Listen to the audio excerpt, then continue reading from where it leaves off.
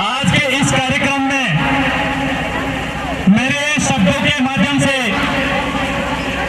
आप सभी कार्यकर्ताओं एवं नागरिक बंधुओं को बताना चाहता हूं कि जिस तरीके से सरकारों ने देश की आजादी के बाद इस कुंभलगढ़ में तथाकथित कांग्रेस का राज आया, तथाकथित बीजेपी का राज आया, जिन विधायकों ने मिलकर के ये दोनों सांपनाथ और नागनाथ की तरह इस समाज को फन से डसने की जरूरत पड़ी, जब जाके हमारी समाज की ये स्थिति आई है। और आप ही लोगों ने इन सांपनाथ और नागनाथ को दूध पिलाया है। आपके इस मीठे दूध से ये सांपनाथ और नागनाथ इतने मजबूत हो गए कि हमें अपने घरों से निकाल करके हमारे यहाँ जंगली जानवरों को लाकर बसाए जाने की कोशिश की है। आप लोगों को यह पता होना चाहिए कि हमारा वजूद क्या है, हम लोग किस सोच से आते हैं, किस मुद्दे से आते हैं।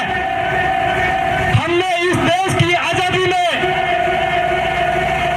इस देश की आजादी की लड़ाई में हमने बहुत भरपूर सहयोग किया था, लेकिन आज इतिहास में हमारा नाम कहीं नहीं है। तो सोचो, इस देश में हमारे जातियों के साथ, इस एससी एसटी के साथ आज से अत्याचार नहीं हो रहा है, अत्याचार हो रहा है तो गुरु द्रोणाचार्य के समय से हो रहा है, क्योंकि उस समय से भी हमारे लोग इतने निपुण थे, उनको पता था कि ये व्यक्ति जिसका मैं नाम लेता हूं, उनको मैं पढ़ता हूं, उनको मैं नमन करता हूं, एकलव्य भील को, जिनका ऐसे मनोवादियों ने अंगूठा काट करके हमारी ऐसी प्रतिभा को पीछे रख लिया।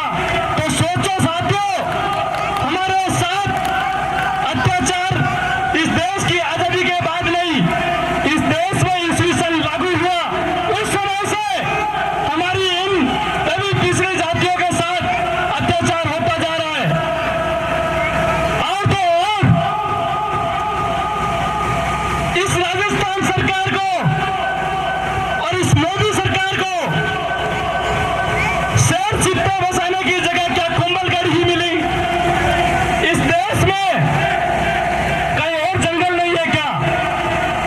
आपको जंगल और दिखा नहीं क्या?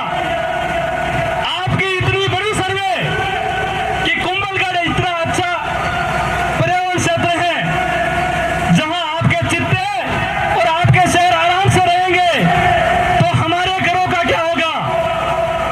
तो मैं सीधे चुनौती देना चाहता हूं मुख्यमंत्री महोदय और भारत सरकार के प्रधानमंत्री और राजस्थान के सांसद महोदय और पूर्व सांसद महोदय, उप मुख्यमंत्री दिया कुमारी जी को, कि आपने हमारी समाज के साथ बहुत गहरा अपमान और अत्याचार किया है।